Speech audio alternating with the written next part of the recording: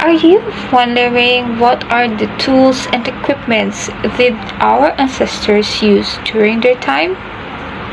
Or are you even curious what science and technology did they have? If those questions are crossing in your mind, then please continue watch our video because me and my groupmates will be discussing or give you information about the science and technology in the Philippines.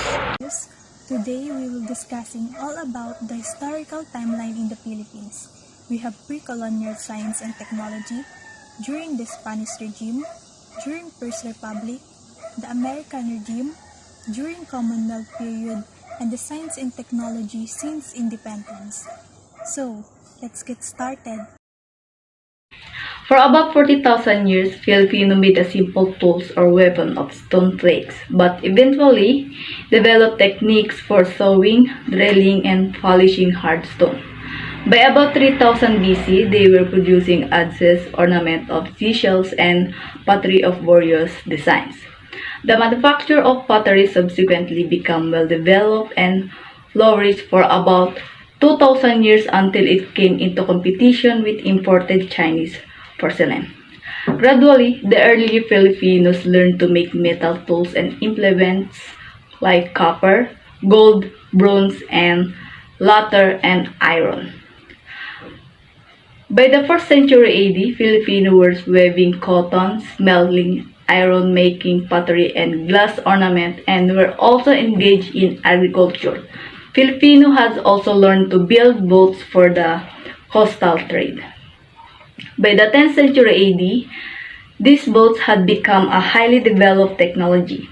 The inhabitants of Butuan were trading with Champa, or named Vietnam, those of Mai, or called Mindoro, with China. The Filipinos in Mindanao and Sulu traded with the Borneo, Malacca, and parts of the Malay Peninsula. These trades seem to have antedated those with the Chinese. By the time the Spaniards reached the archipelago, this trade relation had been firmly established as the alliance between the rulers of Manila and Brunei had become strained by marriage. It was through these contacts that Hindu, Buddhist, Malay, Sanskrit, and Arab Muslim cultural and technology influence spread to the Philippines. By the time the Spaniards came to colonize the Philippines in 1565, they found many scattered autonomous village communities or called barangays and all over the archipelago. The Spaniards established schools, hospitals, and started scientific research, and this had important consequences for the rise of the country's professions. Spanish conquest and the colonization of the archipelago were greatly facilitated by the adoption of an essentially religious strategy which had earlier been successfully used in Latin America, known as reduction.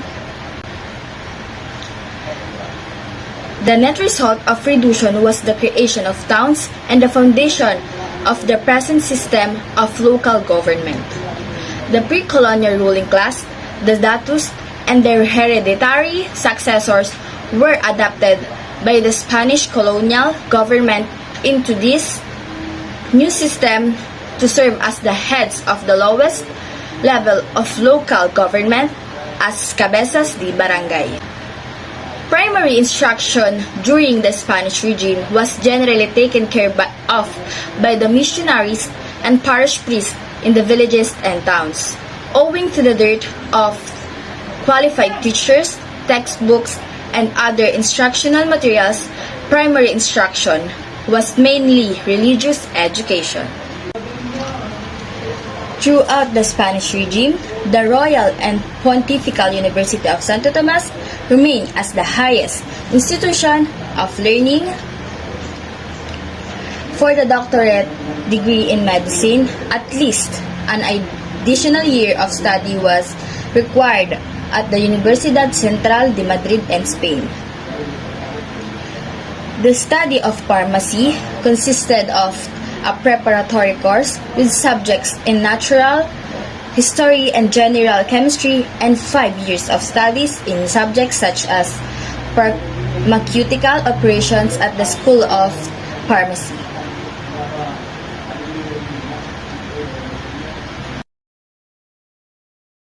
There were no schools offering engineering at the time. The few who studied engineering had to go to Europe. There was a nautical school created on 1 January 1820, which offered a 4-year course of study for the profession of pilot of merchant marine that included subjects at arithmetic, algebra, geometry, trigonometry, physics, hydrography, meteorology, navigation, and pilotage. A school of commercial, accounting, and school of French and English language were established in 1839. In 1863, the colonial authorities issued a royal decree designed to reform the existing educational system in the country. It provided for the establishment of a system of elementary, secondary, and collegiate school, teachers training school, and called from the government supervision of these schools. The Spaniards introduced the technology of town planning and building with stones, brick and tiles, in many places religious, such as Bishop Salazar in Manila, personally led in this undertaking. In this manner, the construction of the walls of Manila, its churches, convents, hospitals, schools, and public buildings were completed by the 7th century. Towards the end of the 16th century, the religious order had established several charity hospitals, and the archipelago in fact provided the bulk of this public service. By the second half of the 19th century, studies of infectious diseases such as smallpox, cholera, bubonic plague, dysentery, leprosy, and malaria were intensified with the participation of graduates of medicine and pharmacy from UST. In 1887, the Laboratorio Municipal de Ciudad de Manila was created by decree. There was very little development in Philippines agriculture and industry during the first 2 centuries of Spanish rule. This was largely due to the dependence of the Spanish colonizer on the profits from the Galilean of Manila, Acapulco trade, which lasted from 1565 to 1813. Agricultural development was left to the residents Chinese and the Spanish. So, at the beginning of the 18th century, the Bourbon dynasty ascended to the Spanish throne and brought with it political and economic ideas of the French Enlightenment. Enterprising Spaniards began to expoliate the mineral wealth of the islands, develop its agriculture, and establish industries. Research, agriculture, and industry was encouraged by the founding of the Real Sociedad Económica de los Amigos del País de Filipinas, Royal Economic Society of Friends of the Philippines, by Gobernador Jose Vasco Y. Vargas under authority of a royal decree of 1780. During the 19th century, it was endowed with funds which it used to provide prizes for successful experiments and inventions for the improvement of agriculture and aid industries, to finance the publication of scientific and technical literature trips of the scientists from Spain to the Philippines, professorships, and to provide scholarship to Filipinos. In 1789, Manila was opened to Asian shipping. In 1814, Manila was officially opened to world trade and commerce. Subsequently, and Philippines ports were opened. Foreign capital was allowed to operate on a Spanish merchants in 1829. By this means, agricultural production, particularly of sugar and hemp, was accelerated and modernized. Local industries flourished in Manila and its subsweaving, embroidery, hat making, carriage manufacture, rope making, cigar and cigarettes making. Philippines export kept rising during the 19th century. Imports of manufactured goods also rose, and foreign, particularly English capital, dominated external trade and commerce. The prosperity arising from expanded world trade and commerce in the 19th century led to Manila's rapid development as a cosmopolitan center. Modern amenities, a waterworks system, steam tramways, electric lights, newspapers, a banking system were introduced into the city by the latter half of the 19th century. Various offices and commissions were also created by the Spanish government to undertake studies and regulations of mines, research on Philippine flora, agronomic research, and teaching geological research and chemical analysis of mineral waters throughout the country. Meteorological studies were promoted by Jesuits who founded the Manila Observatory in 1865. In 1901, the observatory was made a central station of the Philippine Weather Bureau, which was set up by the American colonial authorities. At the end of the Spanish regime, the Philippines had evolved into a primary agricultural exporting economy, science and technology during the First Republic. The government took steps to establish a secular educational system by a decree of 19 October 1898. It created the Universidad Literaria de Filipinas as a secular state-supported institution of higher learning. It offered courses in law, medicine, surgery, pharmacy, and notary public. The granting of scholarship for higher education in science and engineering, the organization of science research agencies, and establishment of science-based public services.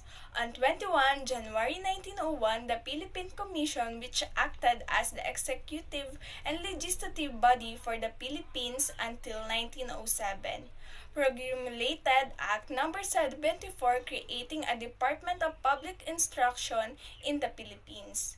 Secondary schools were opened after a further enactment of the Philippine Commission in 1902.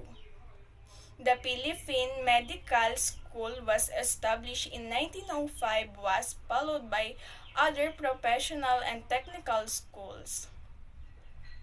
The University of the Philippines was created on 18 June 1908 by Act of the Philippine Legislature. Between 1903 and 1912, 209 men and women were educated under this program in American schools. The Philippine Commission introduced science subject and industrial and vocational education into the Philippine school system, but they found that industrial and vocation courses were very unpopular with the Filipinos. In 1921, the Rockefeller Foundation provided for 6 fellowships for qualified Filipinos in university in the United States and Europe, two each in the fields of public health, preventive medicine, public health, laboratory work, and teacher training in nursing education. When the Bureau of Public Works was created in 1901, the Americans found out that there were no competent Filipino engineers and American engineers had to be imported. The first attempt to regulate private schools was through the Corporation Law Act No. 1459, enacted by the Philippine Commission in 1906. In 1917, Act No. 2076, Private School Act, was enacted by the Filipino legislature. During the American regime, the development of science gained government support along with the efforts to establish an old extensive public school system and public health progress. The old Laboratorio Municipal was absorbed by the Bureau of Government Laboratories created by the Philippines Commission in 1901. In 1905, the latter was recognized and renamed Bureau of Science. The American colonial authorities organized offices with the nature of their operation contributed further to the growth of scientific research. In Act No. 1933, creating the National Research Council of the Philippines Island (NRCP). The Constitution acknowledged the importance of promoting scientific development for the economic development of the country by incorporating a provision. The government also enacted Commonwealth Act Number 180, 13 November 1936, re-establishing the Office of Private Education, which had been abolished in 1932. By 1936, there were 425 private schools recognized by the government, 64 of which institutions at the college level and 7 were universities. It created the National Economic Council to prepare an economic program and advise the government on economic and financial questions. The Commonwealth government likewise adopted measures to encourage and provide assistance to private Filipino businessmen in the establishment of industries and manufacturing enterprises. The underlying pattern of education and training of the scientists, engineering, and physician established during the American regime, as well as the direction of government support for scientific research and development has basically remained unchanged since independence in 1946. Private universities and colleges have similarly increased in numbers since 1946. Most non-sectarian universities and colleges are organized and managed like business enterprises and are heavily dependent on tuition fees. On the whole, there has been little innovation in the education and training of scientists and engineers since independence in 1946. In 1947, the Bureau of Science was recognized into an Institute of Science. In the same year, an Institute of Nutrition, and in 1952, the Science Foundation of the Philippines, or SFP, were created and placed along with the Institute of Science under the Office of the President. In 1952, the Commission on Volcanology was also created and placed under the National Research Council of the Philippines, or NRCP. In 1957, a report was submitted to the President pointing out the declaration of Philippine science since the early years of the American regime. The Science Act created the National Science Development Board, or NSBD, and Philippine Atomic Energy Commission, or PAEC. In the 1960s, additional science agencies were created by law, which thereby expanded NSDB's organization and functions. In 1982, NSDB was further recognized into a National Science and Technology Authority, NSTA, composed of 4 research and development councils of Philippines. Council for Agriculture and Resources Research and Development, Philippine. Council for Industry and Energy Research Development, Philippine Council for Health Research and Development, and the NRCP.